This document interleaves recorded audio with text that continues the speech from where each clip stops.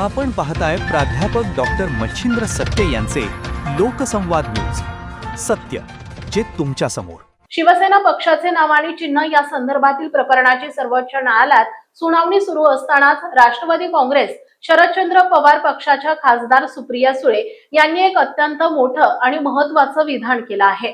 शिवसेना आणि राष्ट्रवादी काँग्रेसमध्ये ज्या पद्धतीनं फूट पाडण्यात आली आहे ती संविधानाच्या चौकटीत बसणारी नसल्याचा घणाघाती आरोप सुप्रिया सुळे यांनी केला आहे. निवडणूक आयोगासारख्या स्वायत्त संस्थेचा असा वापर होणं लोकशाहीसाठी अत्यंत घातक असल्याचं त्या म्हणाल्या आहेत.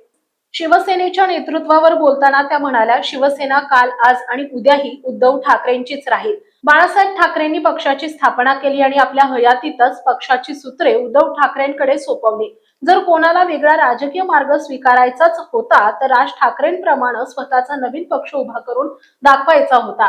राष्ट्रवादी काँग्रेस पक्षाबाबत बोलताना सुप्रिया सुळे यांनी अत्यंत जड अंतकरणानं निवडणूक आयोगाच्या निर्णयावर नाराजी व्यक्त केली. शरद पवार हे पक्षाचे संस्थापक आहेत. केवळ आमदार आणि खासदारांच्या संख्येवर पक्षाची मालकी ठरत नाही असा युक्तिवाद करत या संदर्भातील सर्व कायदेशीर पुरावे न्यायालयात सादर करण्यात आल्याचं त्यांनी स्पष्ट केलंय. सर्वोच्च न्यायालयात शिवसेना आणि राष्ट्रवादीच्या पक्ष चिन्हांच्या वादावर महत्त्वाची सुनावणी सुरू असताना सुप्रिया सुळे यांच्या या विधानामुळे महाराष्ट्राच्या राजकारणात पुन्हा एकदा जोरदार चर्चा सुरू झाली आहे.